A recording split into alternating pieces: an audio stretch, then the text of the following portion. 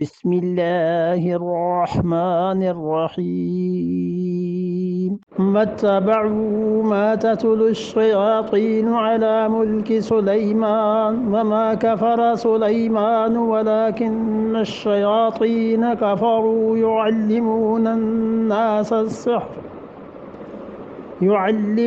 الناس السحر وما أنزل على الملكين ببابل هاروت وماروت وما يعلمان من أحد حتى يقولا إنما نحن فتنة فلا تكفر فيتعلمون منهما ما يفرقون به بين المرء وزوجه وما هم بضارين به من أحد إلا بإذن الله ويتعلمون ما يضرهم ولا ينفعهم ولقد علموا لمن اشتراه ما له في الآخرة من خلاق ولبئس ما شروا به أنفسهم لو كانوا يعلمون. واتبعوا، یہ ہیں مشکل چیزیں، ذرا دیکھیے گا. واتبعوا، اور پیروی کرتے ہیں. کون؟ یہ کون پیروی کرتے ہیں؟ یہ اوپر جو ہے نا، نبذ فریق من الذین اوتوا الکتاب.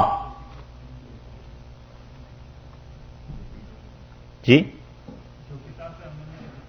ہاں بالکل ٹھیک ہے. واتبعوا یہ انہی سے متعلق ہے.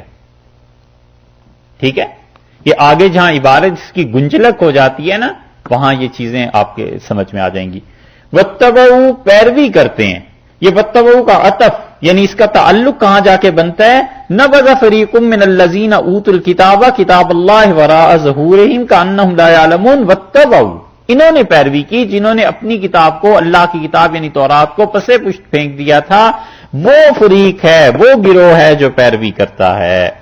کس چیز کی پیروی کرتا ہے؟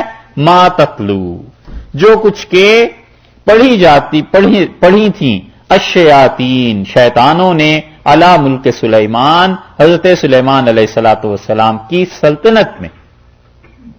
اللہ کی کتاب کو چھوڑ دیتے ہیں اور پیروی کرتے ہیں ان چیزوں کی جو چیز حضرت سلیمان علیہ الصلوۃ والسلام کے عہد میں پڑھی تھی اس وقت کے شیطانوں نے. آپ یہ ترجمہ کریں گے، اور ایک ترجمہ ہم یہ کر لیں گے کہ واتبعوا، یہ جو آج یہودی آپ کے ہم اثر ہیں، یہ بنی اسرائیل والے، یہ پیروی کرتے ہیں ما تتلو الشیاطین، جو کچھ شیاطین نے منتر پڑھے تھے علی ملک سلیمان حضرت سلیمان علیہ الصلوۃ والسلام کی حکومت میں. یعنی آپ یہ کہیں گے کہ یہودی اس وقت جادوگر تھے، جادو کرتے رہے. ہم جو ترجمہ کر رہے ہیں اس کے مطابق یہ ہو جائے گا کہ نبی صلی اللہ علیہ وسلم آپ کے معاصر جو یہودی ہیں یہ اب تک انہی حرکتوں میں لگے ہوئے ہیں اور جادو کرتے ہیں. سمجھ میں آ رہی؟ اور دونوں ٹھیک. واتبعوا ما تتلو الشیاطین، شیاطین سے کیا مراد ہے؟ شیاطین سے مراد جن اور انسان دونوں لیے جا سکتے ہیں. حضرت سلیمان علیہ السلام کے زمانے میں جنات جو تھے وہ ایسی حرکتیں کرتے تھے اور سکھاتے تھے ان چیزوں کو.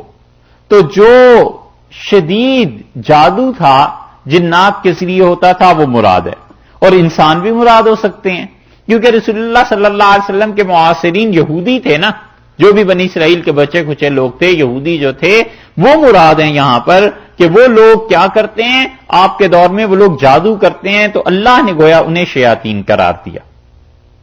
تو انسان اور جنات دونوں ہو سکتے ہیں. لیکن یہ دیکھیے گا کہ متکلمین جو تھے نا معتزلہ کے، وہ اس آیت پر پہنچ کے بڑا زور لگاتے ہیں کہ شیاطین سے مراد وہ یہودی ہیں جو رسول اللہ صلی اللہ علیہ وسلم کے ہم اثر ہیں. کہتے اور بھی مفسرین یہی ہیں، لیکن معتزلہ اس لیے زور لگاتے ہیں کہ جنات کو وہ مانتے نہیں حقیقت میں، وہ کہتے ہیں ان کا وجود ہی نہیں ہے. تو یہاں پہنچ کر وہ دوسری رائے بھی لکھ دیں کہ اس سے مراد شیاطین بھی ہو سکتے، شیاطین سے مراد جنات بھی ہو سکتے ہیں، تو ان کے اپنے عقیدے پہ زد پڑتی ہے. تو اس لیے وہ یہاں زور لگاتے ہیں. اہل سنت نے دونوں چیزیں لکھی ہیں. وہ کہتے ہیں کہ شیاطین سے مراد یہودی بھی ہو سکتے ہیں رسول اللہ صلی اللہ علیہ وسلم کے ہم اثر، اور اس کے ساتھ ساتھ شیاطین سے مراد جنات بھی ہو سکتے ہیں جو حضرت سلیمان علیہ الصلوۃ والسلام کے ملک میں ان کی حکومت میں تھے. جنات کو ماننا اور جن کا قائل ہونا یہ اہل سنت والجماعت کے نزدیک ضروری ہے. ان کے عقائد میں یہ بات شامل ہے کہ جنات اللہ کی مخلوق ہیں اور وہ ہمیں اپنی آنکھوں سے نظر نہیں آتے، لیکن بہرحال ان کا وجود ہے.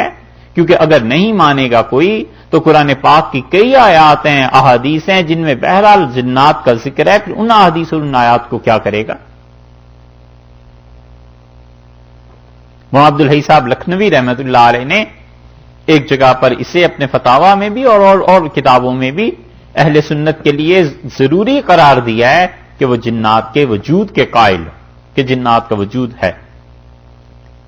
اور کسی خاص انسان پہ اس پہ جنات آتے ہیں یا نہیں آتے، اس کا چاہے کوئی انکار کرے اور چاہے کوئی اقرار کرے، اس سے کچھ فرق نہیں پڑتا، مگر ان جنات کا وجود ماننا ضروری ہے کہ وہ ہے. اچھا، ما تتلو الشیاطین علی ملک سلیمان، جو کچھ پڑھا تھا. تتلو کا یہ جو لفظ ہے نا، ہر جگہ تلاوت کے معنی میں نہیں آتا، کہیں کہیں اتباع کرنے کے معنی میں بھی آتا ہے، پیچھے چلنے کے معنی میں بھی آتا ہے. یہ آئے گی ایک جگہ، ہم آپ سے عرض کریں گے. اس لیے یہاں پر بتا رہے ہیں کہ انہوں نے پیروی کی اس چیز کی جو پڑھی جاتی تھی، شیطان پڑھتے تھے، پڑھی نہیں جاتی تھی بلکہ شیاطین پڑھتے تھے.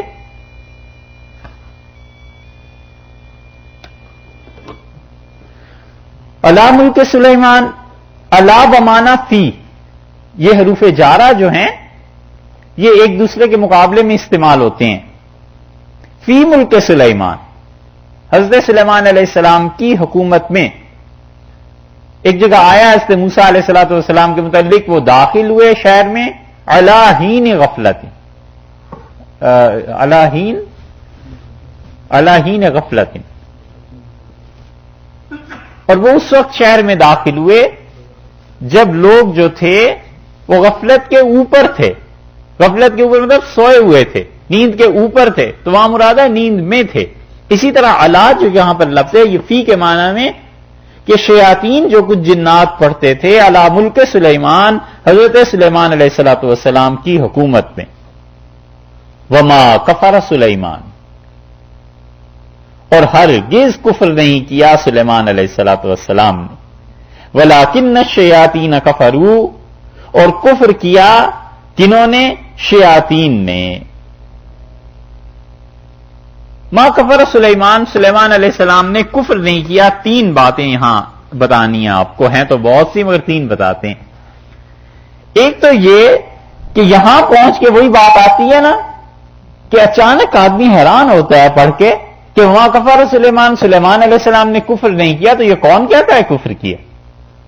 اللہ کے پیغمبر تھے. آپ سادہ ترجمہ اگر پڑھ رہے ہوں کبھی بھی تو یہاں پہنچ کے ایک دم کھٹک جاتا ہے آدمی کہ اللہ کہتے ہیں سلیمان علیہ الصلوۃ والسلام نے کفر نہیں کیا. یہ تو ایسے ہی ہے جیسے بادشاہ اپنے کسی بہت ہی مقرب بندے اور بہت ہی قریبی کے متعلق یہ کہنے لگے کہ یہ ہمارا فرما بردار ہے اور یہ ہماری جو ہدایات ہیں ان پہ عمل کرتا ہے اور ٹھیک ہے اور یہ ہے اور وہ ہے، تو سننے والا یہ سوچتا ہے کہ آخر وجہ کیا پیش آ گئی. ایسے ہی ہے جیسے آج کل کے دور میں بش صاحب یہ کہنے لگے کہ ڈکشنری پہ اعتراض نہیں ہونا چاہیے، یہ جو پالیسیز ہیں ہماری اوبے کرتا ہے یہ، تو ساری دنیا میں یہ بات آ جائے کہ یہ بات نکلی آخر کیوں ہے، کوئی نہ کوئی گڑبڑ تو ہوگی، کچھ تو ہوگا. اس لیے یہاں پر پہنچ کے ایسے ہی کھٹکا پیدا ہوتا ہے. وما کفر سلیمان، سلیمان علیہ الصلوۃ والسلام نے کفر نہیں کیا. یہ ہے در حقیقت انبیاء علیہ الصلوۃ والسلام کی شخصیات پر جو الزامات لگتے تھے انہیں دھونے کی بات. اب ذکر نہیں کیا کہ کس نے کہا ہے، لیکن اللہ نے صاف کہہ دیا کہ انہوں نے کوئی کفر نہیں کیا. کیونکہ تورات اب بھی بائبل بھری پڑی ہے اس بات سے، اور اسے پڑھ کے تصور بھی نہیں ہو سکتا کہ سلیمان علیہ السلام پیغمبر تھے، کہ وہ جادو کے زور پہ کیا کیا حرکتیں کرتے تھے. اللہ کی پناہ مانگنی چاہیے. آپ کبھی بائبل کو پڑھیں گے پھر آپ کو پتا چلے گا اس مقام کا کہ اللہ نے کیوں کہا.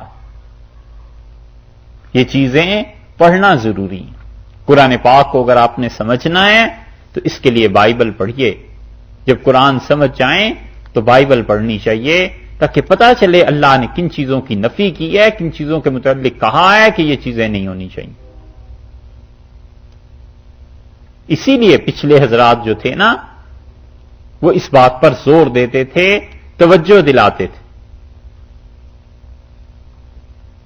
ایک پادری دلی میں آئے اور شاہ عالم بادشاہ کا دور تھا اور انہوں نے کہا کہ قرآن پاک پہ بحث کرنا چاہتا ہوں کہ قرآن اللہ کا کلام ہے یا نہیں. شاہ عالم بادشاہ نے کہا کہ ٹھیک ہے، ہم تمہیں وقت بتا دیں گے، آ جانا.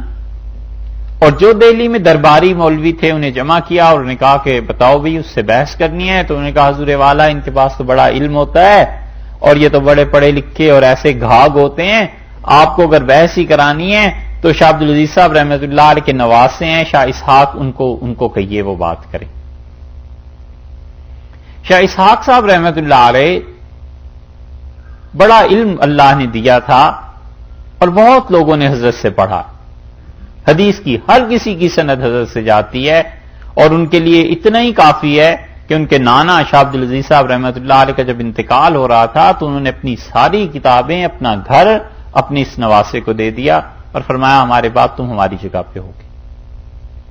اور حضرت کبھی کبھی ہنستے تھے اور فرماتے تھے کہ حدیث مجھ سے اسحاق لے گیا اور فقہ اسماعیل لے گیا اور عربیت لغت یہ مفتی صدر الدین لے گئے.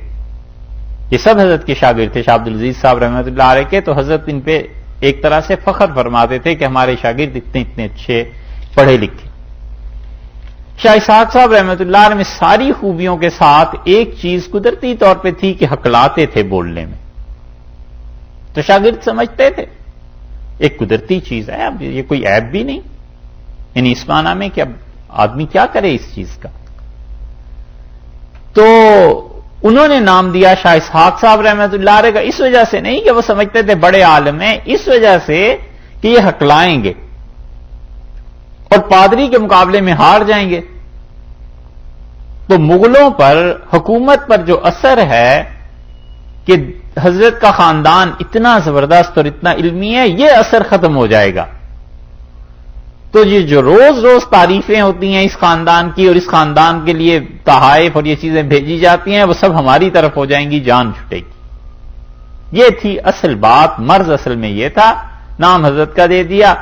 تو جب بادشاہ کی طرف سے پیغام آیا تو حضرت کے کچھ شاگرد تھے، مفتی عبدالقیوم صاحب رحمۃ اللہ علیہ وغیرہ، انہوں نے کہا حضرت آپ تو بڑی شخصیت ہیں، وہ پادری آپ سے کیا بات کرے گا، ہم بات کریں گے. تو حضرت نے فرمایا نہیں، میرا نام آیا ہے، میں ہی جاؤں گا. جب زیادہ اصرار ہوا تو حضرت نے فرمایا بھی غیرت کے خلاف ہے ہماری، عیسائی آئے بات کرنے اور ہم اپنے شاگردوں کو بھیج دیں، یہ تو اسلام کا دفاع کا وقت ہے، ہم خود جائیں گے. بحث ہوئی. خیر جب پادری ہار گیا تو قصہ مختصر یہ باہر نکلے. تو دہلی کے علماء بھی تھے، بادشاہ نے بڑی قدر افزائی کی، شاہ عالم بادشاہ نے، اور اس نے بڑی تعریف کی حضرت کی اور بتایا کہ آپ کے خاندان سے یہی توقع تھی، آپ لوگ اتنے پڑھے لکھے ہیں اور ہر طرف آپ کا ڈنکا ہندوستان میں بج رہا ہے.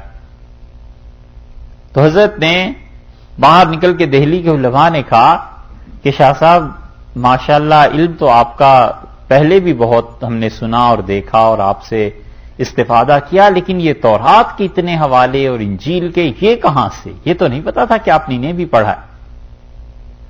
تو حضرت نے فرمایا دہلی کے علماء سے، فرمایا تم نے میرا نام کیوں دیا اس پادری کے مقابلے میں، اور تمہارا یہی خیال تھا نا کہ اسحاق ہار جائے گا. تو اگر میں ہار جاتا تو لوگ یہ نہ کہتے کہ اسحاق پادری کے مقابلے میں ہار گیا ہے، لوگ یہ کہتے کہ اسلام عیسائیت کے مقابلے میں ہار گیا. فرمایا یہ نہیں کرنا چاہیے تھا.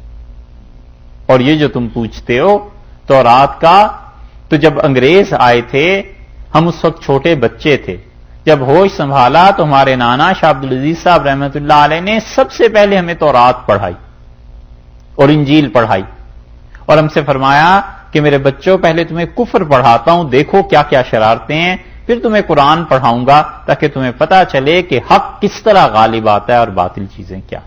فرمایا تو اس وقت ہم نے پڑھ لی تھی.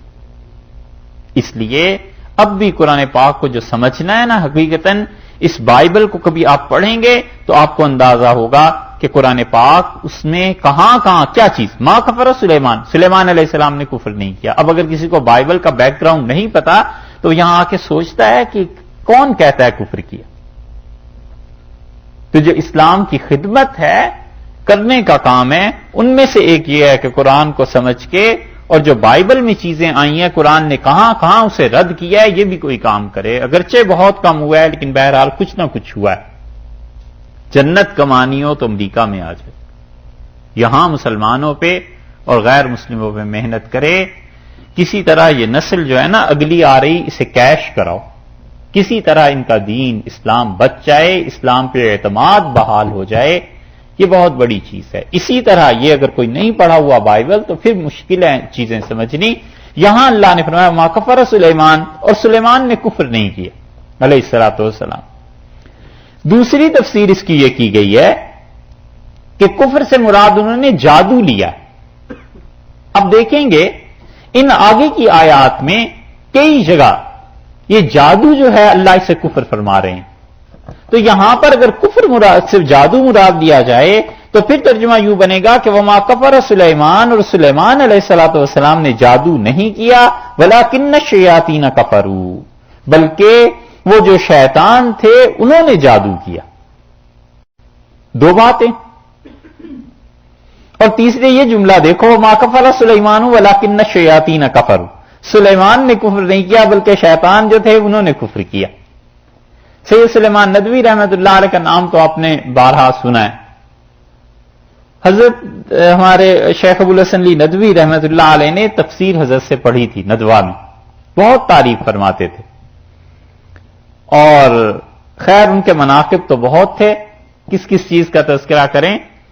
حضرت نے جب سیرت لکھی تو چھپ کے مارکیٹ میں آئی اور ایک مولوی صاحب تھے، انہوں نے سید سلیمان ندوی رحمۃ اللہ علیہ پہ کفر کا فتویٰ لکھا. فتویٰ لکھ کے ہندوستان پھرتے رہے، جو بھی اپنے جاننے والے دستخط کراتے رہے کہ سلیمان کافر ہو گیا، سلیمان کافر، سلیمان کافر. اور وہ ساری کفر کی دستاویز لکھ کے وہ لے آئے حضرت کے پاس، اور حضرت کے جو شاگرد تھے ان سے کہا کہ یہ تمہارے شیخ اور تمہارے جو استاد ہیں ان کے کفر کی دستاویز ہے، سب نے کافر قرار دیا، اس پہ ان سے بھی دستخط کراؤ، وہ بھی اپنے کفر پہ گواہی دے. انہوں نے سمجھایا، انہوں نے کہا بھائی چھوڑو اس بات کو، تم حضرت کو کافر سمجھتے ہو تو نہ آیا کرو، نہ ملو، چھوڑو. ان کا نہیں عام مسلمانوں کو بچانا ضروری ہے، ہم سے چھپائیں گے، یہ ہوگا وہ ہوگا، دستخط کرا کے دو تاکہ پتہ چلے لوگوں کو، خود بھی اپنے آپ کو کافر کہتے ہیں. تکرار جب بڑھی تو وہ دستاویز لے کے بیچارے اندر داخل ہوئے کمرے میں. ان کا حضرت ایک ایسا آیا ہے اور دیوانہ وہ اصرار کر رہا ہے اور یہ دیکھ لیجئے آپ کے کفر کا فتویٰ ہے. تو سید صاحب رحمۃ اللہ علیہ نے پڑھا اور بہت ہنسے، اور انہوں نے اس پہ لکھ دیا وما کفر سلیمان ولکن الشیاطین کفروا. سلیمان نے کفر نہیں کیا، کفر کیا شیطانوں نے. یہ لکھ کے دستخط کر کے واپس پر بھیج دی. وما کفر سلیمان، اللہ فرماتے ہیں کہ سلیمان علیہ الصلوۃ والسلام نے کفر نہیں کیا. ولیکن، یہ لیکن جو ہے نا نفی کرتا ہے اپنے سے پہلے کلام کی اور اپنے سے بعد آنے والے کلام کا اس بات کرتا ہے. لیکن کا اصول یہ ہے گرامر میں، اردو میں بھی، کہ لیکن سے جو پہلے والی بات ہوتی ہے اس کی نفی ہو جاتی ہے، اور لیکن کے بعد والی بات کا اس بات ہو جاتا ہے، اس کی ہاں ہو جاتی ہے. مثلا اردو میں اگر بولیں تو یوں کہیں گے کہ کسی طرح آپ لیکن کا استعمال کر لیجئے. سب لوگوں نے کھانا کھایا لیکن اب انہوں نے پہلے کی نفی کر دی اور بعد والے کا اس بات کریں گے، لیکن کھانا اچھا نہیں تھا. تو اس کا مطلب ہے کہ لوگوں نے صحیح طرح کھانا نہیں کھایا ہوگا، تو پہلے کی نفی ہو گئی اور دوسرے کا اس بات ہو گیا. تو یہاں پہ لیکن کیا ہوا؟ سلیمان علیہ الصلوۃ والسلام نے جادو نہیں کیا، لیکن یعنی اس پہلے کی نفی کر کے آگے کا اس بات کر رہے ہیں الشیاطین کفروا. شیاطین جو تھے انہوں نے کفر کیا.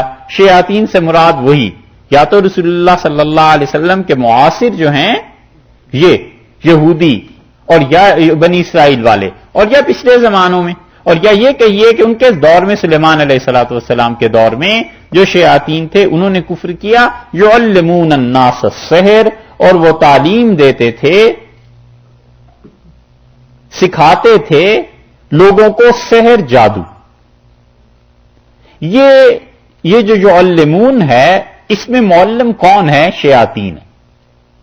یعلمون یہ اصل میں فعل لوٹ رہا ہے انہی شیاطین کی طرف کہ یہ شیاطین جو تھے وہ تعلیم دیا کرتے تھے الناس، لوگوں کو السحر، سحر کی تعلیم دیتے تھے، جادو کی. وما، اور جو چیز، یہ ہے دیکھیے کیسے کانٹے کی بات ہے، کبھی بھی رسول اللہ صلی اللہ علیہ وسلم یہ نہیں لکھ سکتے تھے. کوئی سوال ہی پیدا نہیں ہوتا کہ نبی کریم صلی اللہ علیہ وسلم اس بات تک پہنچتے خود سے، حتیٰ کہ ان کے تصور میں بھی نہیں آ سکتی تھی. یہ ہے اللہ کا کلام. اللہ نے ایک تو یہ بات کر دی، یہاں پر پہنچ کے آیت بے ربط لگتی ہے بظاہر، لیکن ہم آپ کو اس کا ربط بتاتے ہیں. آیت سیدھی سادھی یہ چل رہی ہے کہ سلیمان علیہ الصلوۃ والسلام نے جادو نہیں کیا، اور شیاطین جو تھے وہ جادو کرتے تھے، لوگوں کو سحر سکھاتے تھے، اور جو کچھ کے نازل کیا ہم نے جو کچھ کے نازل کیا گیا دو فرشتوں پر بابل کے شہر میں، ہاروت اور ماروت. تو یہاں پہنچ کے آیت کا ربط بھی ٹوٹ جاتا ہے کہ ایک کیا بات ہو رہی ہے سلیمان علیہ الصلوۃ والسلام کی، اور کہاں بات آ گئی بابل اور ہاروت اور ماروت. ربط کیا ہوا یہ ہے کہ یہودیوں کے ہاں، یہاں پہ تفسیر ماجدی پڑی ہوگی اندر کمرے میں، ایک چیز تفسیر ماجدی میں ذرا سی عبارت ہے، ہم آپ کو سنائیں اگر مل جائے تو. ہوا یہ ہے کہ یہودیوں نے جو سلطنتیں قائم کر رکھی تھیں، نہ کھلی بھی لاک ہے، کھلا ہے، اچھا جی یہ اس کمرے میں جہاں ہماری کتابیں رکھی ہیں اس میں ایک جگہ پڑی ہوگی تفسیر ماجدی، وہ آپ کو بتاتے ہیں. بڑے بڑے لوگوں کی نگاہ اس نقطے تک نہیں پہنچی.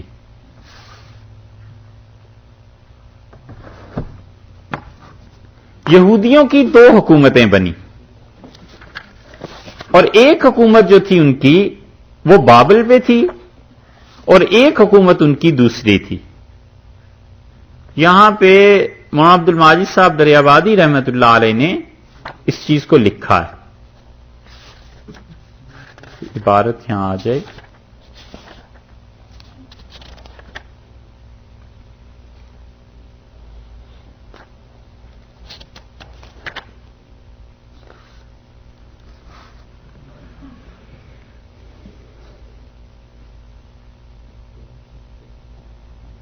مولانا لکھتے ہیں کہ تاریخ قدیم کے جاننے والوں سے یہ حقیقت مخفی نہیں کہ عہد رسالت و طلوع اسلام سے صدیوں قبل بنی اسرائیل دو مستقل حصوں میں بٹ چکی تھی.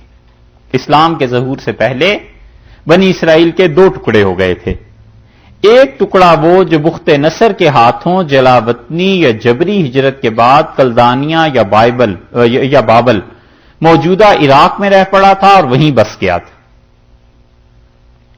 حضرت کے کہنے کا مطلب یہ ہے کہ بخت نصر نے جو حملہ کیا تھا اور جس میں بیت المقدس اور یہ چیزیں تباہ ہوئیں، اس کا ذکر آگے بھی آتا ہے. ایک شاخ بنی اسرائیل کی وہ تھی، اور انہوں نے بابل کو اپنا دارالحکومت بنا لیا اور کلدانیہ میں اور وہاں پر رہ گئے. اور دوسری شاخ جو ایک مدت دراز کے بعد وہاں سے واپس آ کر پھر فلسطین میں آباد ہوئی. دوسری شاخ ان کی وہ تھی کہ فلسطین میں آ کے آباد ہوئی. بس یہ بتانا تھا آپ کو کہ دو شاخیں ان کی بن گئیں، ایک بابل میں چلی گئی اور ایک چلی گئی فلسطین میں. فلسطین میں حضرت سلیمان علیہ الصلوۃ والسلام کی حکومت تھی. وہاں پر انہوں نے ہیکل اپنا بنایا تھا، ہیکل سلیمانی، بڑا مشہور ہے، یہودی جس کی اب بھی وہ کھدائیاں کرتے رہتے ہیں. اور سلیمان علیہ الصلوۃ والسلام ہی کے دور کی وہ دیوار اب بھی موجود ہے جس پہ رونا دھونا یہ سب چیزیں ہوتی. تو ایک حکومت تو ہو گئی وہ، اور وہاں وہ کرتے تھے جادو جو بھی شیاطین تھے جیسے کہ قرآن کہہ رہا ہے، اور ایک حکومت ان کی بابل میں بن گئی، اور بابل جو ہے وہ موجودہ عراق میں اب تک ہے۔ شداد کے جو باغات تھے، یہ چیزیں بابل کے قصے جتنے بھی مشہور ہیں، دوسری حکومت بن گئی تھی وہ، اور یہ ہوا ہے صدیوں پہلے نبی کریم صلی اللہ علیہ وسلم کے آنے سے۔ یہاں پر دیکھیے ایک جادو وہ تھا جو فلسطین میں چل رہا تھا، اور ایک جادو وہ تھا جو بابل میں چل رہا تھا، ٹھیک ہے؟ یہ تاریخی حقیقت رسول اللہ صلی اللہ علیہ وسلم کو کیا بعد کے مورخین کو بھی نہیں معلوم ہوئی، یہ تو بہت بعد میں جب تحقیقات ہوئی ہیں اور یہ زمین سے کھدائیاں ہوئی ہیں اور یہ چیزیں آئی ہیں، پھر جا کر یہ حقیقت کھلی۔ اللہ تعالی نے یہاں پر یہ کیا ہے کہ پہلے تو نفی کی سلیمان علیہ الصلوۃ والسلام کے سحر کی، کہ ان کی مملکت میں جو کچھ پڑھا جاتا تھا وہ سحر لوگ کرتے تھے، سلیمان علیہ السلام نہیں کرتے تھے۔ پہلا رد ہوا فلسطینی سحر کا، ٹھیک، اور دوسرا رد جو ہے وما کفر سلیمان کے بعد یہ جو وما انزل علی الملکین ببابل ہاروت و ماروت، یہ دوسرا رد ہوا اس جادو کا جو ہاروت اور ماروت دو فرشتے آئے اور بابل کے شہر میں یہ جو کچھ ہو رہا تھا، یہ دونوں دوسرا رد اس کا ہوا۔ تو گویا قرآن نے سارے جادو کا رد کر دیا کہ سحر چاہے فلسطینی ہو اور چاہے بابل کا ہو، دونوں کے دونوں رد کیے جانے کے قابل ہیں، اس میں ہمارے اچھے بندوں کا کوئی حصہ نہیں تھا۔ آپ سمجھے؟ سمجھ آئی؟ اوپر رد تھا فلسطینی سحر کا کہ وہ جو کچھ جادو وہاں ہوا، اللہ تعالیٰ نے فرمایا وَلَٰكِنَّ الشَّيَاطِينَ كَفَرُوا يُعَلِّمُونَ النَّاسَ السِّحْرَ، وہ لوگوں کو سحر سکھاتے تھے، جادو۔ اس کے فوراً بعد اللہ تعالیٰ نے روئے سخن اس طرف پھیر دیا کہ تم فلسطین کے جادو کی اور سحر کی بات کرتے ہو، ہم تمہیں ایک اور سحر بھی بتاتے ہیں، وما انزل علی الملکین ببابل ہاروت و ماروت، اور ہاروت اور ماروت جو دو فرشتے تھے وہ بابل کے شہر میں جو کچھ جادو ہو رہا تھا اس میں بھی کوئی حصہ اللہ کے اچھے بندوں کا نہیں تھا، دونوں جادو اللہ نے اکٹھے کر دی۔ سمجھ آئی؟ ٹھیک ہے، یہ وہ چیز ہے جو بتاتی ہے کہ قرآن واقعی اللہ کی کتاب ہے۔ رسول اللہ صلی اللہ علیہ وسلم کو معلوم نہیں ہو سکتا تھا کہ یہ بابل کے جادو کیا تھے اور فلسطین کے جادو کیا تھے اور یہ ساری چیزیں، یہ تو آرکیالوجسٹ جب آئے ہیں اور کھدائیاں ہوئی ہیں تو تب جا کر یہ سارے راز منکشف ہوئے۔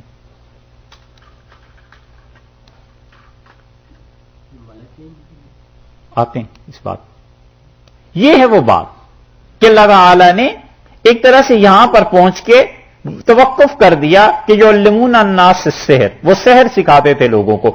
یہاں سے آگے اصل میں تیسرے شبے کا بھی جواب شروع ہو رہا ہے کہ یہودی یہ کہتے تھے کہ ہاروت اور ماروت جو دو فرشتے آئے تھے اور نازل ہوئے تھے وہ بھی تو جادو کرتے تھے، اور یہاں سے اس تیسرے شبے کا جواب دے رہے ہیں۔ اللہ تعالی نے فرمایا وما انزل علی الملکین، اور جو کچھ کے نازل کیا گیا تھا ملکین دو فرشتوں پر۔ یہ بات آپ سمجھے، یہ نقطہ آپ سمجھے کہ سحر کی دو قسمیں، فلسطین کا الگ اور بابل کا الگ۔ یہ ہے قرآن کی حقانیت کا ثبوت کہ ایک ایسی ہستی اس کو بتا رہی ہے جس ہستی نے کسی سے نہیں پڑھا، کسی کے سامنے زانوئے تلمذ طے نہیں کیا۔ قرآن ٹھوک بجا کر دعوے کے ساتھ کہتا ہے کہ نہ اس جادو میں حصہ تھا نہ اس جادو میں حصہ۔ یہ قرآن کی حقانیت کی دلیل ہے، سچائی کی دلیل ہے۔ اسے کوئی پرواہ نہیں ہوتی کہ لوگ کیا کہیں گے۔ اللہ تو حقائق کو بیان کرتا ہے، اور خدا کو معلوم ہے کہ دنیا ہر پھر کے تحقیق کر کے پھر اسی نتیجے پر پہنچے گی۔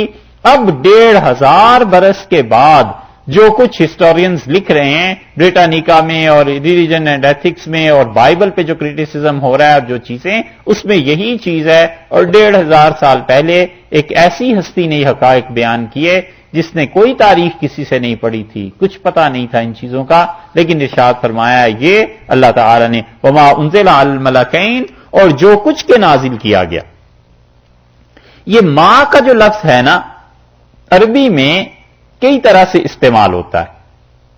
ماں نفی کے معنی میں بھی آتا ہے، اور ماں جو کچھ کے موصولہ کے معنی میں بھی آتا ہے۔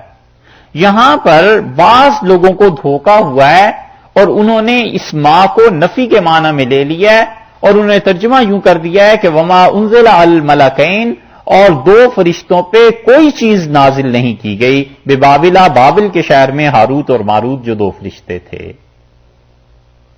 جب یہ کیا ہے تو پھر اسی کے مطابق آگے چلتے گئے ہیں. وما یعلمان من احد، اور وہ کسی ایک کو بھی نہیں سکھاتے تھے، جتلاتے تھے، یہاں تک کہ وہ کہہ دیتے تھے. یہ ساری پھر بات ہی آگے بدل گئی ہے اور یہ بالکل غلط بات ہے. یہاں جو ہے نا ماں، یہ موصولہ ہے کہ جو کچھ کے.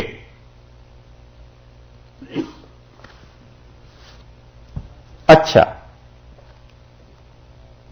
موصولہ ہے، نافیہ نہیں، نفی کرنے کے لیے نہیں. اور اس کا عطف کہاں جا کر پڑ رہا ہے؟ یہ پیچھے آپ نے دیکھا ہے تتلو، واتبعوا ما تتلو الشیاطین ہے نا، اور وہ پیروی کرتے تھے جو کچھ کے شیاطین پڑھتے تھے. ٹھیک ہے نا؟ نظر آ رہا ہے؟ بولتے نہیں ہو یار.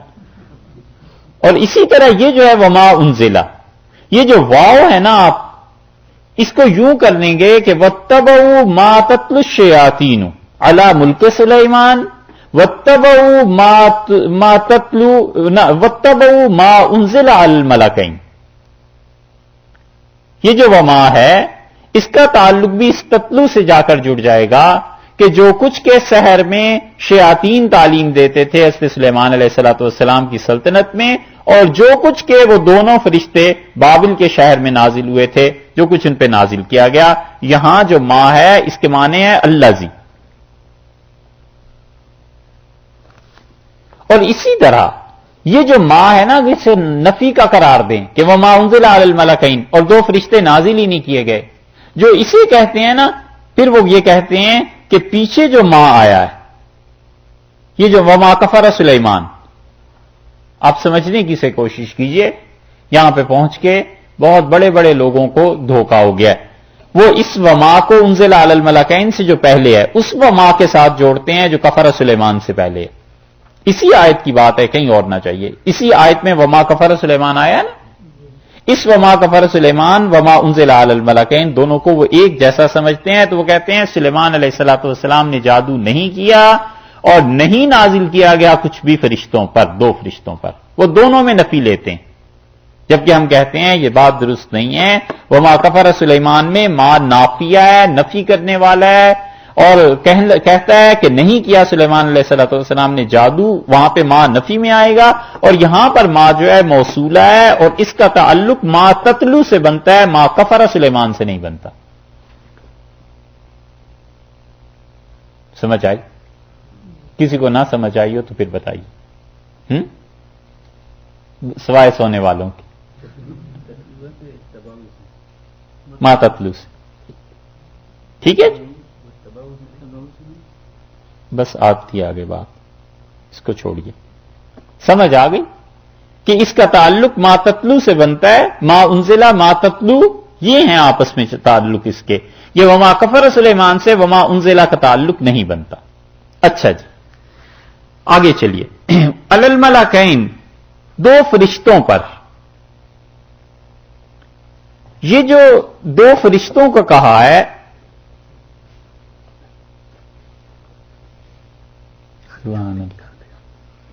یہ جو دو فرشتوں کا کہا ہے ملکین، دو قراتیں ہیں اس کی.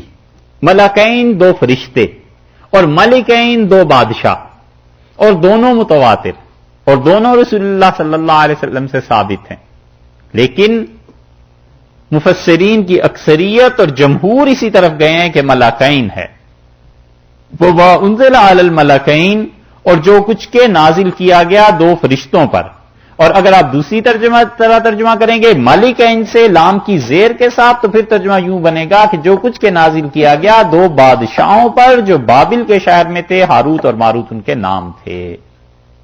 لیکن اکثریت امت کی اس طرف نہیں گئی، وہ ملکین کو ہی پڑھتے ہیں. جی ہیں یہاں تو ملائکۃ کا لفظ ہی نہیں آیا ہے. یہ کوئی موقع ہے اس بات کے پوچھنے کا. وما انزل علی الملکین، اور جو کچھ کے نازل کیا گیا دو فرشتوں کے اوپر، ببابلا، بابل کے شہر میں، ہاروت اور ماروت یہ دو فرشتے تھے. اچھا یہ جو آگے ارشاد فرمایا جا رہا ہے کہ وما یعلمانی، اس سے پہلے آپ ایک لفظ دیکھیے کہ ولاکن الشیاطین کفروا یعلمون الناس السحر، کہ یہ تعلیم دیتے تھے. تو اس کا اگر ہم ترجمہ کریں تو ہم یہ کہیں گے کہ رسول اللہ صلی اللہ علیہ وسلم کے زمانے میں جو یہودی تعلیم دیتے تھے سحر کی، جادو کی، یہی نا عہد رسالت کے یہودی ہو گئے نا. تو پھر اس کا ترجمہ حال کے صیغے سے کریں گے کہ جو کوئی تعلیم دیتے تھے رسول اللہ صلی اللہ علیہ وسلم کے دور میں یہودی، یعلمون الناس السحر، لوگوں کو جادو سکھاتے تھے. ٹھیک ہے. اور اگر آپ کا ترجمہ مانیں کہ یہ ماضی کی بات ہے تو اس یعلمون کا تعلق جا کر جڑے گا فریق من الذین اوتوا الکتاب. اوپر آیا؟ کہاں آیا ہے؟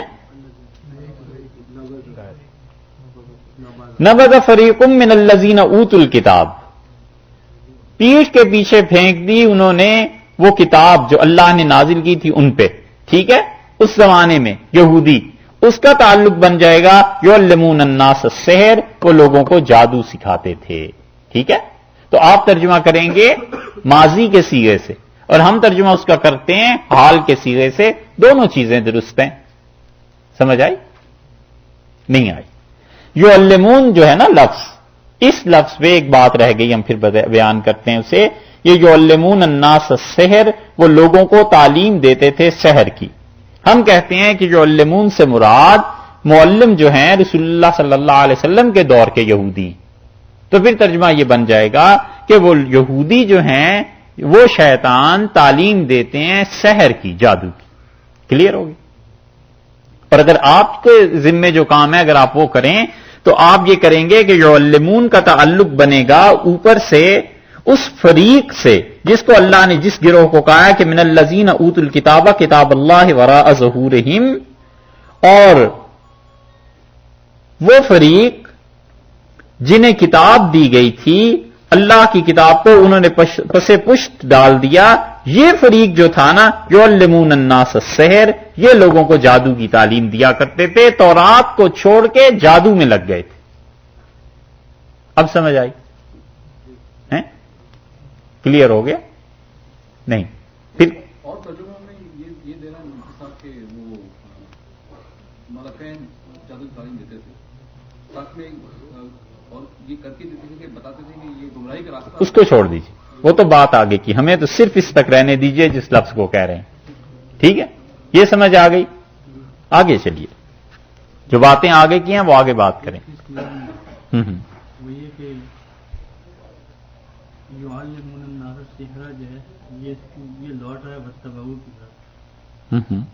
آپ نے کہا ما تتلو الشیاطین، یہ بات آگے آ رہی. وما انزل علی الملکین ببابل ہاروت و ماروت، اور جو چیز نازل کی گئی علی الملکین، دو فرشتوں پر بابل کے شہر میں ہاروت اور ماروت. یہ جو اللہ تعالی نے فرمایا ہے نا کہ نازل کی گئی، تو نزول کئی ایک چیزوں کا ہوتا ہے. لباس کے متعلق بھی آیا ہے کہ نازل کیا گیا، لوہے کے متعلق بھی آیا ہے کہ نازل کیا گیا. تو وما انزلہ میں جو کچھ جادو یا جو چیزیں بھی، ان کی حقیقی نسبت اللہ کی طرف کی گئی ہے کہ حقیقت میں تو سب چیزوں کا مالک اللہ ہی ہے. تو مشیت اور تقدیر کی جو چیز ہے یہاں پر اس کی طرف اشارہ ہے کہ ارشاد فرمایا گیا. اچھا، وما یعلمان من احد، اور کسی کو بھی وہ جتلاتے نہیں تھے. یہاں یعلمان جو ہے یہ تعلیم کے معنی میں نہیں، کسی کو بھی جتلاتے نہیں تھے. یہ ہے جڑ اور اصل ان تمام شبہات کی کہ فرشتے تعلیم دیتے تھے جادو کو، یہی یہودی کہتے تھے. وہ کہتے تھے اگر شرک اتنا ہی برا ہے جس کے خلاف آپ اتنی بات کر رہے ہیں تو سلیمان علیہ الصلوۃ والسلام بھی کرتے تھے، اور وہ فرشتے بھی جو بابل کے شہر میں آئے تھے. یہی شبہ تھا نا تیسرا. اللہ نے فرمایا ما یعلمان من احد، اور وہ کسی کو آگاہ نہیں کرتے تھے، جتلاتے نہیں تھے. یہاں پہ ترجمہ یہ نہیں ہے کہ وہ تعلیم نہیں دیتے تھے. اگر یہ ترجمہ کریں گے تو پھر شبہ ماننا پڑے گا، پھر اس کا جواب کوئی اور دینا پڑے گا۔ ہم یہ کہتے ہیں کہ یہاں پر سرے سے اس کا ترجمہ ہی تعلیم دینا نہیں کیا جائے گا، بلکہ ترجمہ یہ کیا جائے گا کہ وہ آگاہ نہیں کرتے تھے، جتلاتے نہیں تھے کسی کو بھی، حتیٰ یہاں تک کہ یقولا وہ کہہ دیتے تھے انما نحن فتنۃ، ہم تمہاری جانچ اور آزمائش ہیں، فلا تکفر، سو یہ کفر نہ کرو، جادو یہ کفر جو ہے یہ نہ کرو۔ ہوتا یہ تھا کہ لوگ اپنا جادو ان کے پاس لے آتے تھے اور ان کو کہتے تھے کہ یہ جادو ہے جو ہمارے شہر میں ہے اور آپ بتائیے اس میں سے کیا چیز ہے، تو وہ کہتے تھے کہ دیکھو یہ کفر نہ کرو، ہمیں یہ چیزیں پتہ ہیں، لیکن یہ جو تم کفر کر رہے ہو نا یہ کفر ہے اور ہم تمہاری آزمائش کے لیے بھیجے گئے ہیں۔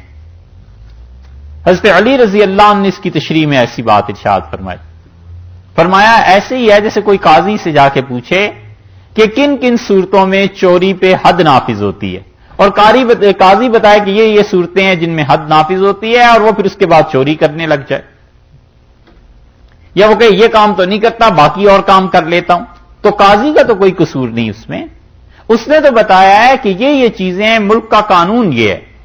بس ایسے ہی یہاں پر فرشتے انہیں کہہ دیتے تھے کہ یہ جو تم جادو لائے ہو اس کا نتیجہ یہ نکلے گا، اس کو اس طرح پڑھو گے تو فلاں جگہ پر یہ حرکت ہو جائے گی، اس طرح کرو گے لوگوں میں تفریق پھیل جائے گی، اس طرح کرو گے دشمنی پھیل جائے گی، اس طرح کرو گے محبت ہو جائے گی، اور دیکھو ہم تمہاری آزمائش ہیں، ایسی باتیں ہم سے نہ پوچھو۔ یہ چیز ہے وما یعلمان من احد، اور کسی کو وہ نہیں جتلاتے تھے حتی یقولا، یہاں تک کہ کہہ دیتے تھے انما نحن فتنۃ، ہم کیا ہیں فتنہ میں ہیں، فلا تکفر، ہم تمہاری جانچ ہیں آزمائش ہیں۔ فتنہ کہتے ہیں اس آزمائش کو، اس جانچ کو، اس امتحان کو جس میں کسی بھی آدمی کے لیے اپنا ایمان باقی رکھنا دشوار ہو جائے۔ یہی معنی آئے ہیں حدیث میں بھی کہ رسول اللہ صلی اللہ علیہ وسلم نے فرمایا قیامت کے قریب اتنے فتنے ہوں گے کہ ایک آدمی صبح مسلمان ہوگا اور شام کو کافر ہو جائے گا، اور شام کو مسلمان ہوگا تو صبح کافر ہو جائے گا، یہ ہے چیز۔ اچھا یہاں تک پہنچ گئے کہ انہوں نے یہ کہا کہ ہم تمہاری جانچ اور آزمائش ہیں، اور دیکھو یہ کفر نہ کرو۔ کفر سے مراد پھر وہی سحر آ گیا نا، جادو۔ اوپر بھی وما کفر سلیمان علیہ السلام نے کفر نہیں کیا۔ قرآن بار بار جادو کو کفر سے تعبیر کر رہا ہے، یہ اتنی شدید چیز ہے۔ ایک بات اور ہے اور وہ یہ کہ یہ جو وما انزل علی الملکین میں واو آیا ہے، یہ ایک واو ہے، اور اس کا تعلق ہم نے کہاں بتایا تھا؟ ما تتلو سے دو ہو گئے، ان دونوں پر حکم یہ لگے گا واتبعوا کا۔ اس وما کا تعلق وما یعلمان من وما انزلا کا تعلق بتایا تھا نا، واو جو عاطفہ ہے وما انزل علی الملکین میں ہے نا ایک، تو دیکھ رہے ہیں آپ، اس واو کا تعلق ہم نے بتایا تھا تتلو الشیاطین کے ساتھ، ٹھیک ہے جی، اور ان دونوں پر حکم آئے گا واتبعوا کا۔ تو اب دیکھیے تفسیر اس کی یوں بنے گی کہ واتبعوا ما تتلو الشیاطین علی ملک سلیمان واتبعوا ما انزل علی الملکین ببابل ہاروت و ماروت۔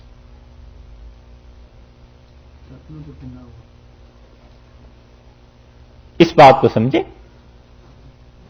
عطف جو ہے وما انزلا کا چلا گیا ما تتلو پہ، ما تتلو جو کچھ کے، ما انزلا جو کچھ کے نازل کیا گیا، ما تتلو جو کچھ کے پڑھا جاتا تھا، اور ان کا تعلق جا کے بنا واتبعوا سے کہ اس کی پیروی کرتے تھے۔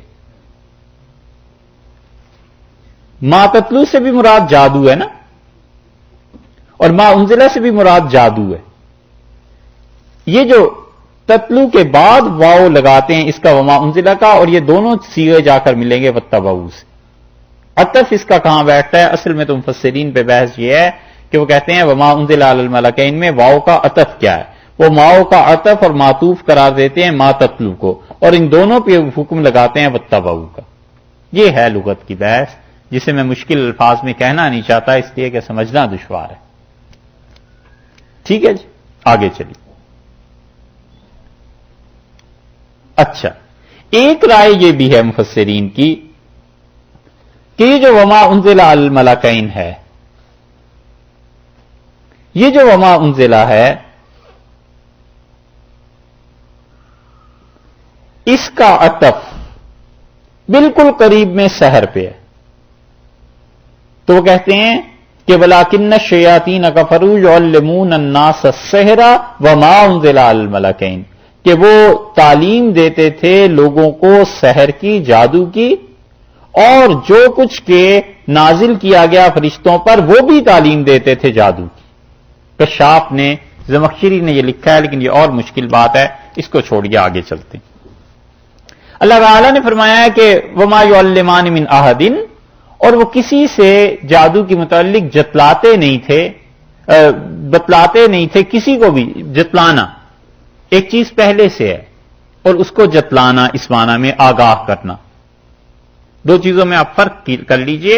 ایک ہے تعلیم دینا، کوئی چیز پتہ ہی نہیں ہے کسی کو جا کے بتانا، اور ایک چیز ہے پہلے سے کسی کو خبر ہے اور جتلانا کہ یہ کام نہ کرو، یہ اس طرح ہے.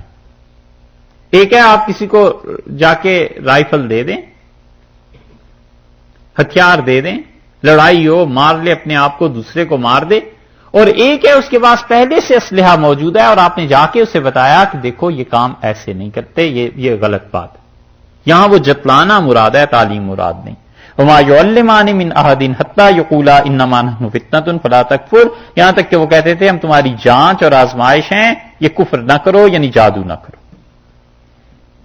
من کا جو لفظ ہے نا، من احدن، کسی کو بھی، یہ من جو ہے یہ زائد ہے، تاکید ہے، استغراق کے لیے استعمال کیا. وما يعلمان من احدن، کسی کو بھی نہیں بتاتے تھے، کسی کو بھی نہیں جتلاتے تھے جادو، لیکن وہ یہ ضرور کہہ دیتے تھے کہ ہم تمہاری آزمائش کے لیے. اور تکوینی طور پر دنیا میں اللہ نے آزمائش کے لیے چیزیں بھیجی ہیں. اگر آزمائش نہ ہوتی اس دنیا میں تو سارے مسلمان ہی نہ ہوتے، اگر آزمائش نہ ہوتی تو سارے جنتی نہ ہوتے. فَيَتَعَلَّمُونَ مِنْهُمَا، اور لوگ جا کے ان دونوں سے، ان دونوں فرشتوں کے پاس تعلیم حاصل کرتے تھے. یعنی وہ جتلانے والی بات، ما يُفَرِّقُونَ بِهِ بَيْنَ الْمَرْءِ وَزَوْجِهِ، جو چیز تفریق ڈال دے، الگ الگ کر دے بیوی کو اور اس کے شوہر کو. وہ ایسا جادو جا کے سیکھتے تھے جس سے میاں بیوی میں اختلاف ہو جائے اور شوہر اور بیوی الگ الگ ہو جائیں. یہ اتنا بڑا گناہ ہے، اتنی بڑی یہ حرکت ہے کہ اللہ نے خاص طور پہ اس کا ذکر فرمایا ہے کہ اس جادو سے تو اور بھی بہت سے کرتوت کرتے تھے. اللہ نے کہا ہے کہ بین المرء وزوجہ، شوہر اور بیوی کے درمیان فرق پڑ جائے، طلاق ہو جائے، وہ یہ چیزیں جا کے سیکھتے تھے. اسی لیے رسول اللہ صلی اللہ علیہ وسلم نے فرمایا جو عورتیں بغیر کسی وجہ کے، یعنی بغیر کسی شرعی وجہ کے اپنے شوہروں سے طلاق مانگتی ہیں، بلا شک و شبہ فرمایا ہن منافقات، وہ ہیں جو منافق عورتیں. سختی سے منع کیا کہ بغیر کسی وجہ کے مت اپنے شوہر سے طلاق مانگو. اور اسی طرح مردوں کو بھی منع کیا کہ وہ بغیر کسی وجہ کے طلاق دینا شروع کر دے، اور یہ چیزیں سختی سے اسے روکا ہے. اس لیے ارشاد فرمایا یہاں پر کہ وہ جادو میں سے بھی جا کر یہ چیز سیکھتے تھے کہ شوہر اور بیوی میں طلاق کیسے ہو. ظاہر ہے کہ سارا معاشرہ اس کی لپیٹ میں آ جاتا. وَمَا هُمْ بِضَارِّينَ بِهِ، اور وہ ہرگز نقصان پہنچانے والے نہیں تھے اس جادو سے، من احدن، کسی کو بھی، الا باذن اللہ، مگر اللہ کی تقدیر تھی جو غالب آتی تھی. اللہ کی تقدیر، اللہ کی مشیت. یہاں پھر خدا نے اس توحید کا ذکر کر دیا کہ توحید اللہ کی ہے. زہر میں اثر بھی تو اسی نے ہی رکھا ہے. مرتا ہے زہر کھا گئے تو اثر تو باری تعالیٰ نہیں رکھا ہے. اور اس طرح کی بھی جتنی چیزیں ہیں، وَيَتَعَلَّمُونَ، اور وہ جا کر حاصل کرتے تھے اس چیز کو، مَا يَضُرُّهُمْ، جو انہیں تکلیف دیتی تھی لوگوں کو، وَلَا يَنْفَعُهُمْ، جو انہیں نفع نہیں دیتی تھی. اس سے معلوم ہوتا ہے کہ اللہ نے یہ جو کہا ہے جو نفع نہیں دیتی تھی، اور تعلیم اور وہ چیز سیکھتے تھے جو کہ نقصان دیتی تھی، تکلیف دیتی تھی، تو کیا اس میں نفع کی چیز تھی؟ یہ تو صاف پتہ چلتا ہے کہ اللہ نے کہا نقصان والی چیزیں سیکھتے تھے، نفع والی نہیں سیکھتے تھے. اس دکان سے جا کے شہد نہیں خریدتے تھے، زہر خریدتے تھے، تو مطلب دکان پہ دونوں چیزیں پائی جائیں گی۔ اسی لیے فقہا کہتے ہیں کہ جس چیز کا نام جادو ہے وہ ایسی چیز ہے جو الفاظ کے ذریعے کی جاتی ہے اور ان الفاظ کا اثر انسانوں میں ظاہر ہوتا ہے۔ اور جادو کی وہ قسمیں 13 قسمیں شاہ عبدالعزیز صاحب محدث دہلوی رحمۃ اللہ علیہ نے گنوائیں، اور شاہ عبدالعزیز صاحب رحمۃ اللہ علیہ نے اس بڑھاپے میں عبرانی زبان پڑھی۔ فرمایا ایک یہودی کے ساتھ دوستی ہو گئی ہماری دلی میں، اور فرمایا میں نے ان سے عبرانی زبان پڑھی تاکہ تورات کو پڑھ سکوں۔ بڑا کمال تھا حضرت۔ اور شاہ صاحب نے 13 قسمیں لکھی ہیں جادو کی، اور جادو کی ہر قسم میں اللہ کے ساتھ شرک کرنا پڑتا ہے، خدا کے علاوہ پکارنا پڑتا ہے شیاطین کو، جنات کو علیہ باللہ، اور شیاطین آتے بھی ہیں اور مدد بھی کرتے ہیں۔ اور اتنے قبیح اعمال ہیں، حرام چیزیں کھانی پڑتی ہیں، ایسی کرتوت ہیں کہ ان کے کفر ہونے میں کوئی شبہ نہیں، اور اس انسان کو وہ ملکہ حاصل ہو جاتا ہے۔ جادو کی یہ جو 13 قسمیں حضرت نے لکھی ہیں ان میں تو یہ اسی جادو سے ملتی جلتی چیز کلام کا اثر ہے نا۔ حقیقت میں تو کلام ہی ہے کہ اتنی بار یہ چیز پڑھ لو، اتنی بار اللہ کے علاوہ غیر کی عبادت کر لو، اتنی بار یہ حرکتیں، اور ستاروں کو پکارنا ہے۔ یہ جو یونانی تھے جادو کرنے میں ستاروں سے مدد لیتے تھے۔ لاہور جو ہے اس کو ہندوؤں نے آباد کیا تھا، اور مندر بنایا تھا انہوں نے بہت بڑا سورج کے لیے، اور سورج کی پرستش کے لیے جمع ہوتے تھے کسی زمانے میں، اور سب مل کے سورج کو پکارتے تھے، اور عجیب و غریب چیزیں اس سے ظاہر ہوتی تھی۔ اور اسی بنیاد پر یونان میں چلے جائیں اگر، اب بھی آثار پائے جاتے ہیں کہ یہ جو ٹیمپل تھا، یہ جو مندر تھا، یہ جو چیز تھی، یہ عطارد ستارے کے لیے بنائی گئی تھی، یہ مریخ کے لیے بنائی گئی تھی، یہ چاند کے لیے بنائی گئی تھی، یہ زہرہ ستارے کے لیے بنائی گئی تھی، اور عبادت کرتے تھے وہ۔ اور اس کی وجہ سے شیاطین ان کے پاس آ کے انہیں آگے کی خبریں بتاتے تھے کہ کیا ہونا ہے، اور اس وجہ سے یہ جادو چلا اور بہت چلا۔ پوری تہذیبیں اس میں غرق ہو گئیں اور برباد ہو گئیں، اور اللہ کی کتاب کو لوگوں نے پس پش ڈال دیا اور اس میں محو ہو گئے۔ تو کلام کا اثر ہوتا ہے بنیادی طور پہ، تو ایسا کلام سیکھتے تھے جس سے انسانوں کو نقصان ہو اور نفع نہ ہو۔ اور اس کا مطلب یہ ہے کہ کلام کی ہو گئی 2 قسمیں، ایسا کلام بھی ہے جس سے نفع ہو، اور وہ کلام اللہ کا ہے۔ اب بھی اگر کوئی خدا کے کلام کو پڑھے کہ انسانوں کو اس سے نفع ہو، انسانوں پہ پڑھ کے دم کرتے پھونکتے، وہ چیز جائز ہے۔ لکھ کے دے دے تعویذ کی صورت میں، وہ بھی جائز ہے، اس لیے کہ بنیادی طور پہ اس نے نفع پہنچایا انسانوں کو۔ اور ترمذی کی روایت میں آتا ہے حضرت عبداللہ بن عمر بن العاص رضی اللہ عنہما نے رسول اللہ صلی اللہ علیہ وسلم سے عرض کیا کہ میں سوتے میں ڈر جاتا ہوں، تو رسول اللہ صلی اللہ علیہ وسلم نے ایک دعا سکھا دی اور ارشاد فرمایا کہ یہ دعا پڑھ لیا کرو۔ تو اپنے بچوں کو، اپنی اولاد کو دعا سکھاتے تھے، اور جو چھوٹے بچے نہیں پڑھ سکتے تھے، ترمذی میں آیا ہے کہ اسے لکھتے تھے کاغذ پہ، وَسَكَّ فِي عُنُقِهِ، اور اس کی گردن میں لٹکا دیتے تھے، ڈال دیتے۔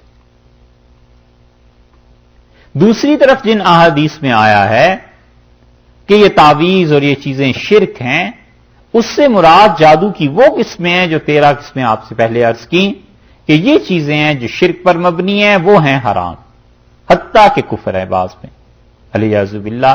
اور دوسرا اس کا پہلو یہ ہے کہ کوئی آدمی قرآن میں، حدیث میں جو چیزیں آئی ہیں وہ پڑھنے کو بتلائے کہ بھئی یہ دعا پڑھ لیجئے، یہ آیت پڑھ لیجئے، اور کوئی نہیں پڑھ سکتا اور لکھ کے اس کے گلے میں ڈال دیں، اس میں کوئی حرج نہیں ہے، بشرطے کہ وہ چیزیں کتاب و سنت سے ثابت ہوں اور اس میں کسی کا نقصان نہ ہو۔ اس پہ مصنف ابن ابی شیبہ میں، مصنف عبدالرزاق میں کئی چیزیں آئی ہیں کہ تابعین لکھ دیتے تھے کوئی چیز اور کہتے تھے یہ گلے میں ڈال لینا، یا ایسے بھی آتا تھا کہ وہ لکھ دیتے تھے ایک پیالے میں اور کہتے تھے کہ اسے دھو کے پی لینا۔ یہ چیزیں تابعین کے دور میں بھی تھی، اس لیے ساری قسموں کو ایک جیسا قرار دینا کہ یہ حرام ہے یہ درست نہیں۔ جن چیزوں میں آئی ہے وعید کہ یہ دھاگے اور یہ تعویذ اور یہ سب چیزیں شرک کی چیزیں ہیں، اس سے مراد وہی چیزیں ہیں جو یہ ہے کہ وہ لوگوں کو نقصان پہنچاتی تھی، نفع نہیں دیتی تھی، اور جہاں پر آیا ہے وہاں پر یہ بھی ہے۔ اور کوئی آدمی ان چیزوں کو نہ کرے اور محض اللہ پہ توکل کرے، محض اللہ پہ بھروسہ کرے، تو سبحان اللہ وہ بھی اس کی حالت ہے، ٹھیک ہے، کوئی حرج نہیں۔ حدیث میں آیا ہے ایک جماعت کے متعلق جنہیں جنت میں داخل کیا جائے گا، اور رسول اللہ صلی اللہ علیہ وسلم نے فرمایا وہ لوگ ہوں گے جو محض اللہ پہ توکل اور بھروسہ کرنے والے تھے، جب وہ بیمار ہو گئے تو انہوں نے دوا نہیں لی اور کسی سے جا کے دم نہیں کرایا۔ بڑی مشکل ہے، بڑا مشکل مقام ہے، شاید لاکھوں میں کوئی ایک ہو، وگرنہ تو سر میں درد ہو جائے تو آدمی کہتا ہے کہ گولیاں دو کسی طرح کھاؤں اور میں لیٹ جاؤں اور سو جاؤں، کہاں برداشت ہوتی ہیں اتنی چیزیں؟ ہوں گے اللہ والے ایسے جن کے متعلق رسول اللہ صلی اللہ علیہ وسلم وہ کسی سے دم نہیں کراتے تھے، تو وہ لوگ مراد، وہ بھی ایک جماعت ہے۔ ایک چیز ہے شریعت میں کسی کام کا جائز ہونا، اور ایک ہے کسی کا فرض اور واجب کے درجے میں ہونا، دونوں میں فرق کرنا چاہیے۔ مفتی حضرات جواز کا فتویٰ جو دیتے ہیں تو ضروری نہیں ہے کہ اس پہ عمل بھی کر لیا جائے۔ مفتی کہتا ہے یہ چیز جائز ہے، عمل کرے نہ کرے اس کی مرضی۔ اگر وہ کہتا ہے کہ یہ جائز ہونا مطلب یہ ہے کہ فرض ہے تو پھر تو عمل کرنا ہے۔ جیسے کوئی کہتا ہے نماز کا پڑھنا، وہ کہتے ہیں تمہارے لیے جائز ہے، مسافر ہو 2 رکعتیں پڑھنا جائز ہے تمہارے لیے، اس کا مطلب یہ تھوڑی ہے کہ کوئی آپشن ہے چھوڑ دے نمازی کو، وہ پڑھے گا نماز ضرور۔ اور ایک چیز یہ ہے کہ جیسے تعویذ کا آپ پوچھتے ہیں تو کوئی آپ سے کہتا ہے کہ اچھی چیز ہے تو جائز ہے، لیکن اس کا مطلب یہ تھوڑا ہی ہے کہ ضروری تعویذ لینے کوئی نہیں دیتا، اس کی مرضی۔ جیسے کل توسل کی بات تھی نا کہ رسول اللہ صلی اللہ علیہ وسلم کے وسیلے سے مانگنا، ہم نے کہا تھا کہ یہ درست ہے، کوئی فرض واجب نہیں ہے کہ اس پہ خام خواہ بحث کی جائے۔ کوئی آدمی اس کو اختیار کرتا ہے، اس کی اپنی حالت ہے، ٹھیک ہے، اس کا جواز وہ ہے، اور کوئی آدمی اس کو اختیار نہیں کرتا، نہیں اس پہ عمل کرتا، وہ اس کی اپنی مرضی۔ پوچھنا تھا کہ جیسا ابھی جادو کا چل رہا ہے اس کو توڑنے کے لیے، کسی کے پاس جادو ہوا اور توڑنے کے لیے پھر کیا ہوگا؟ ابھی ہو تو جائے، ابھی جادو ہونے دیجئے پھر بات کرتے ہیں توڑنے۔ اچھا ٹھیک ہے جناب، یہ ہے چیز یتعلمون ما یضرهم ولا ينفعهم، اور اس جادو کو حاصل کرتے تھے غیر نافع چیزوں کی تعلیم کو، اور نفع والی چیزوں کو نہیں حاصل کرتے تھے۔ وَلَقَدْ عَلِمُوا، اور بلا شک و شبہ جانتے ہیں، علم حاصل کر رکھا ہے، اچھی طرح جانتے ہیں۔ کون؟ وہ علماء جو یہودی ہیں اور رسول اللہ صلی اللہ علیہ وسلم کے دور میں ہیں، وہ اچھی طرح جانتے ہیں۔ اور آپ ترجمہ کیا کریں گے کہ وَلَقَدْ عَلِمُوا، انہوں نے، وہ جانتے تھے، انہوں نے جانا، بالکل ٹھیک ہے۔ لَمَنِ اشْتَرَاهُ، کہ جس چیز کو وہ خرید رہے ہیں، بدل رہے ہیں، تبدیل کر رہے ہیں، ترجیح دے رہے ہیں، اشتراہ کی ضمیر کدھر لوٹی؟ لمن اشتراہ، ہاں جادو کی بجائے کوئی آیت دکھائیے نا اوپر کیا ہے وہ، ما تتلو الشیاطین علی ملک سلیمان ما انزل علی الملکین ببابل ہاروت و ماروت۔ سمجھ آئی کہ اللہ نے فرمایا وَلَقَدْ عَلِمُوا لَمَنِ اشْتَرَاهُ، وہ جانتے تھے کہ جو چیز وہ اشترا، ایسا لفظ ہے نا جو خریدنے اور بیچنے دونوں معنی میں آتا ہے، یہی بات تھی نا۔ اور اشترا ترجیح کے معنی میں بھی آتا ہے، دونوں مقامات گزر چکے نا۔ یہاں پر اللہ فرماتے ہیں کہ بلا شک و شبہ وہ جانتے تھے یہودی علماء، یا جانتے ہیں کہ جو چیز وہ ترجیح دے رہے ہیں جس کو، یعنی جادو کو، لمن اشتراہو، ایک تو تشریح وہ ہو گئی کہ ما تتلو الشیاطین. کچھ حضرات کا خیال یہ ہے، اچھا پہلے ایک کو مکمل کر لیں، کہ جو جس چیز کو یہ ترجیح دے رہے ہیں، یعنی جادو کو تورات پر یا جادو کو قرآن پر، رسول اللہ صلی اللہ علیہ وسلم کے دور میں ما لہ فی الآخرۃ من خلاق، آخرت میں ان کا کوئی حصہ نہیں. کتنا بڑا خسارہ ہے. اللہ نے فرمایا یہ جانتے ہیں سب کہ جس چیز کو یہ ترجیح دے رہے ہیں جادو کو، اس کو کرنے کے بعد آخرت میں ان کا کوئی حصہ باقی نہیں. بعض حضرات کا خیال یہ ہے کہ وَلَقَدْ عَلِمُوا لَمَنِ اشْتَرَاهُ، کہ یہ لوگ جانتے ہیں کہ جو چیز اشتراہ کی ضمیر وہ کہتے ہیں اس کا مرجع تورات ہے، کہ جس تورات کو یہ پسے پشت ڈال رہے ہیں، بیچ رہے ہیں، اس کو بیچنے کے بعد ما لہ فی الآخرۃ من خلاق، آخرت میں ان کا کوئی حصہ نہیں. اسی لیے صاحب بحر المحیط نے، ابو حیان اندلسی رحمت اللہ علیہ نے اس ہو کی ضمیر کا مرجع ما تتلو کو قرار نہیں دیا. وہ کہتے ہیں کہ یا تو اسے لگاؤ قرآن کے ساتھ یا لگاؤ تورات کے ساتھ. تو قرآن کے ساتھ لگائیں گے تو پھر وہی بات ہو جائے گی کہ یہ یہودی علماء جو رسول اللہ صلی اللہ علیہ وسلم کے دور میں ہیں، یہ اچھی طرح جانتے ہیں کہ جس قرآن پر ترجیح دے رہے ہیں یہ جادو کو، تو ما لہ فی الآخرۃ من خلاق، آخرت میں ان کا کوئی حصہ نہیں. اور یا لگائیں تورات پر، تو پھر مطلب یہ ہوا کہ یہ جو لوگ کر رہے ہیں اور تورات کو ترجیح نہیں دے رہے بلکہ جادو کو ترجیح دے رہے ہیں تورات پہ، آخرت میں کوئی حصہ نہیں. یہ آخری دونوں قول جو ہیں، یہ جو قرآن اور تورات کا یہ بحر محیط میں ہیں، تو اس صورت میں اشتراک کے دوسرے معنی بیچنے کے ہو جائیں گے کہ تورات کو بیچ کر جادو کو خرید رہے ہیں، قرآن کو بیچ کر جادو کو خرید رہے ہیں جو قرآن نازل ہو رہا ہے. اگر آپ کریں گے تو پھر کیا معنی ہوں گے؟ تورات کے. اور ہم جس طریقے پہ چلے تھے اس کے کیا معنی ہوں گے؟ قرآن کے. ہاں یہ ہے نا بات، اس سے پتا چلتا ہے کہ جاگ رہے ہیں.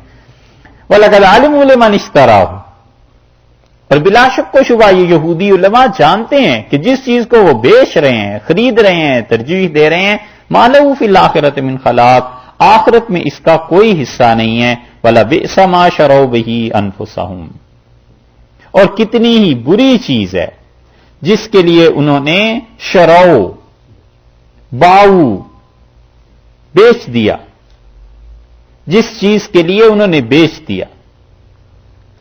انفسہم، اپنی جانوں کو، اپنی جانوں کو بیچ دیا جن چیزوں کے لیے. کتنی بری چیز ہے کہ جادو کے عوض میں اپنی جان برباد کر دی.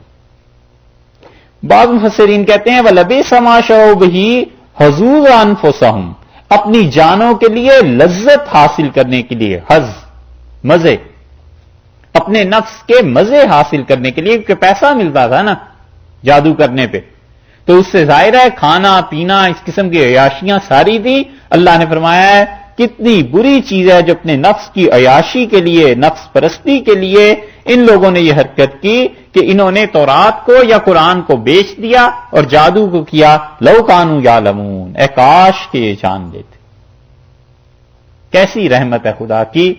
فرماتے ہیں لو کانوا یعلمون، کاش کہ انہیں عقل آتی کہ تم دنیا کی چند روزہ زندگی کے لیے قرآن کو یا تورات کو بیچ رہے ہو اور اس کے عوض میں جادو کو خرید رہے ہو اور کفر کر رہے ہو.